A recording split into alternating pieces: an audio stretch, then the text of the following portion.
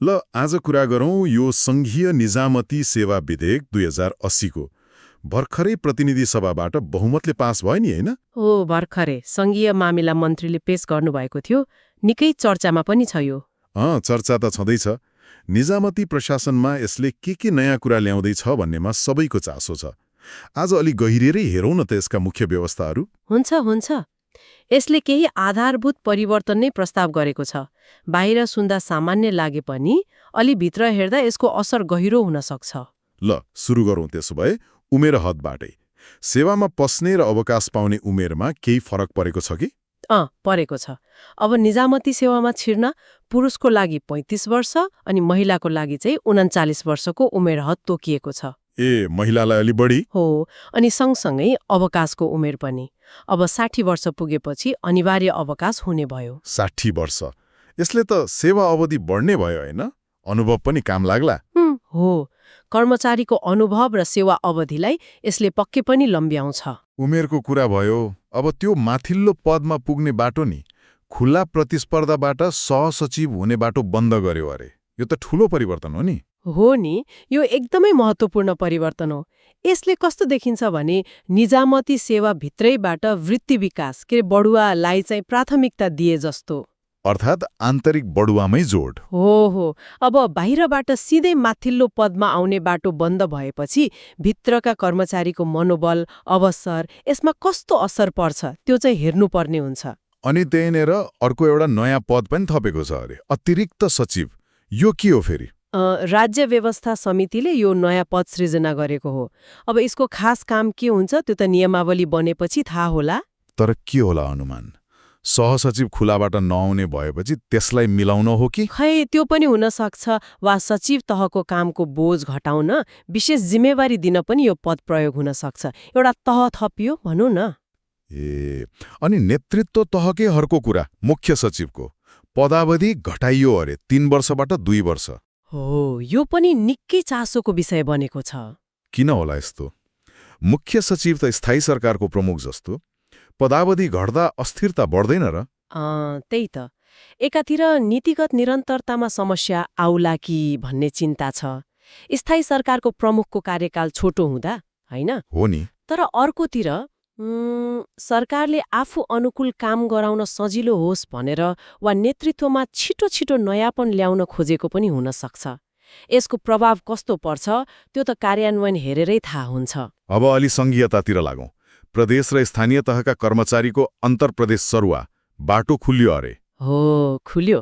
तर शर्त छन्, कम्तीमा 10 वर्ष सेवा गरेको हुनु पर्यो अनि 2वटा प्रदेशको सहमति पनि चाहिने। 10 वर्ष र 2 प्रदेशको सहमति, यो त कत्तिको व्यावहारिक होला र? सजिलो त नहोला नि। खै सङ्घीयताको मर्म अनुसार कर्मचारी चलायमान हुनुपर्छ भन्ने सोच होला। अनुभव आदान प्रदान हुन्छ, वृत्ति विकासको अवसर पनि हुन्छ। तर हो, शर्तहरूले गर्दा कार्यान्वयन कतिको सहज हुन्छ त्यो त हेर्नै पर्छ। सरुवाकै अर्को कुरा, कम्तीमा 1 वर्ष एकै ठाउँमा बस्नुपर्ने नियम। यो चाहिँ राम्रै होला कि? यो चाहिँ स्थिरताको लागि ल्याएको जस्तो देखिन्छ। छिटो सरुवा हुने समस्या छ नि त, त्यसलाई रोक्न खोजेको होला। अनि सङ्घीय कर्मचारी प्रदेश स्थानीय तहमा बढीमा 10 वर्ष मात्रै खटिने रे। यसको मतलब के हो? यसले चाहिँ कस्तो सङ्केत गर्छ भने बिस्तारै प्रदेश र स्थानीय तहको आफ्नै कर्मचारी तन्त्र बलियो बनाउँदै लैजाने, सङ्घीय कर्मचारी चाहिँ केन्द्रमै बस्ने, आवश्यकता अनुसार निश्चित अवधिका लागि मात्र तल जाने भन्ने नीति हुन सक्छ। अब आरक्षणको कुरा गरौँ न। यसमा पनि सीमा तोकियो भन्ने छ नि? हो, राजपत्राङ्कित र राजपत्र अनङ्कित पदमा एक पटक मात्र प्रयोग गर्न पाइने व्यवस्था छ। राजपत्राङ्कित र अनङ्कित भन्नाले अधिकृत र सहायक स्तर हो, सामान्यतया त्यही बुझिन्छ। अधिकृत वा माथिल्लो तह राजपत्राङ्कितमा 1 पटक र सहायक स्तर राजपत्र अनङ्कितमा 1 पटक। जीवनभरिमा जम्मा 2 पटक मात्र। विधेयक अनुसार त्यस्तै देखिन्छ। सायद यसको आशय चाहिँ एउटै व्यक्तिले पटक सुविधा नलियोस्, धेरैले अवसर पाउन् भन्ने होला। तर यसले समावेशितामा कस्तो असर गर्छ त्यो बहसकै विषय छ। बहस त पक्कै होला।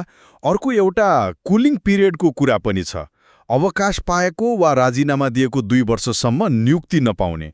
कस्तो नियुक्ति? कूटनीतिक वा संवैधानिक नियुक्तिहरूमा अवकाश लिने बित्तिकै त्यस्ता पदमा जान नपाउने भनेको हो। ए किन होला यो? पदमा हुँदाको पहुँच वा जानकारी दुरुपयोग नहोस् भनेर होला, पदको निष्पक्षता कायम राख्न र अनुचित लाभ लिन नदिन यस्तो व्यवस्था गरिन्छ। ठिक हो। र अन्त्यमा एउटा सुविधा पनि थपियो अरे, आन्तरिक पर्यटन विधा। हो, यो नयाँ व्यवस्था हो। कर्मचारीलाई घुम्न प्रोत्साहन गर्ने, देशको पर्यटन बढाउने, दुवै हिसाबले राम्रो कुरा हो। ल, यी त भए मुख्य व्यवस्थाहरू। अब यो कानून बन्ने प्रक्रिया चाहिँ कस्तो छ? प्रतिनिधि सभाबाट त पास भयो। अब यो राष्ट्रिय सभामा जान्छ। त्यहाँ पनि छलफल भएर पारित हुनु पर्यो। सामान्यतया 2 महिना जति समय हुन्छ राष्ट्रिय सभासँग। त्यहाँबाट पनि पास भएपछि त्यसपछि सभामुखले प्रमाणित गरेर प्रमाणीकरणका लागि राष्ट्रपति समक्ष जान्छ। अनि राष्ट्रपतिले प्रमाणीकरण गरेपछि ऐन लागू हुन्छ। भनेपछि अझै केही प्रक्रिया बाँकी नै छ। हो, राष्ट्रिय सभाको निर्णय महत्त्वपूर्ण हुन्छ। ल, समग्रमा हेर्दा त निजामती प्रशासनमा ठूलै फेरबदल आउने देखियो। अब सोच्नुपर्ने कुरा के हो भने यी परिवर्तन, खास गरी खुला प्रतिस्पर्धा बन्द हुनु, मुख्य सचिवको कार्यकाल घट्नु, आरक्षणको सीमा अनि त्यो अन्तर्प्रदेश सरुवाको व्यवस्था, यिनले लामो समयमा कस्तो प्रभाव पार्लान्? हो, निजामती सेवाको काम गर्ने तरिका, कर्मचारीको मनोबल अनि सङ्घीयता कार्यान्वयनमा यसको दीर्घकालीन असर के हुन्छ भन्ने प्रश्न महत्त्वपूर्ण छ। यी प्रश्नहरूको उत्तर त अब भविष्यले नै देला, हेर्दै जाउँ।